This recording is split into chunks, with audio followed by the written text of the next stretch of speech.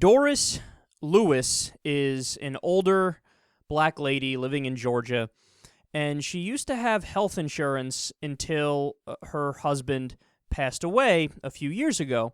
And she'd been trying to get health insurance with no success recently. And, oh yeah, I forgot to mention, she has a non-cancerous tumor the size of a beach ball in her abdominal area, right on her ovaries, I believe. And she was turned away by 4 hospitals. I repeat, she was turned away by 4 hospitals with a fucking beach ball-sized tumor in her abdominal region. My goodness. She says, quote, "It's getting bigger every day. I can feel it in my body. My heart hurts a little bit." Okay. That's a problem. That's a problem. I do believe that the benign tumor can become serious if it continues to grow any more than it's already grown. She mentioned that at first she just thought she was getting heavier, and then eventually some guys that she knows were like, "It looks like you have a tumor in your stomach." And then eventually she realized that's exactly what it was. 4 hospitals turned her away. And the idea was, well, look, it's not life-threatening and you have no insurance, so fuck off. It's unbelievable, man. Now, the story had to be covered by the local media before Emory University Hospital scheduled surgery. But I want you to stop and think about this from, a macro scale. Look at the bigger picture here for a second. How many times have we heard the conservative talking point that they always say, Canada's healthcare system sucks. You got to wait a little bit for something, and it's terrible. But wait a second.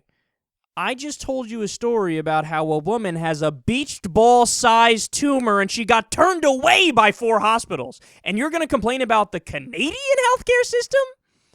Look, understand something. The only time you have to wait in Canada is if it's some sort of elective procedure. And even then, you're not waiting long.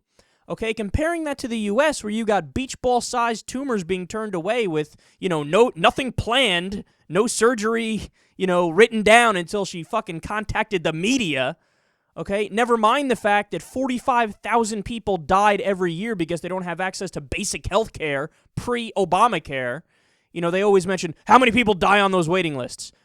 0. But how many people die in America because they didn't have access to basic care? 45,000. You do the math. Which one's better?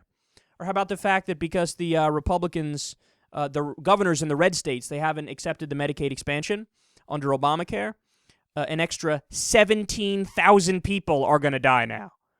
Okay? So you could pretend like the Canadian system is bad. You can pretend like, they turn people away. But they don't. Again, they just sometimes for elective procedures you have to wait a little bit, which, by the way, makes sense because they take care of the things that need to be taken care of first because they can prioritize based on something other than the size of your fucking wallet.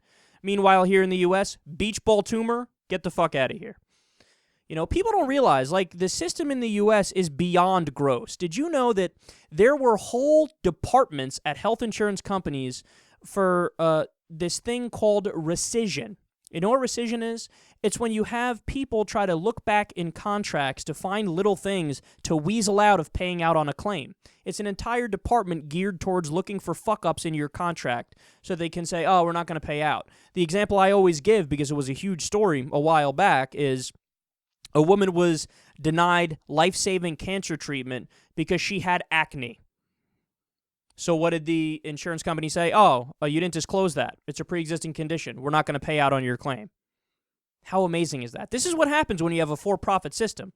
Just by nature of the way the system is designed, they're going to try to weasel out of paying because the less they pay out on claims, the more money they have for profit to pad the bottom line and to make their shareholders happy, which they have a fiduciary responsibility by law to do that.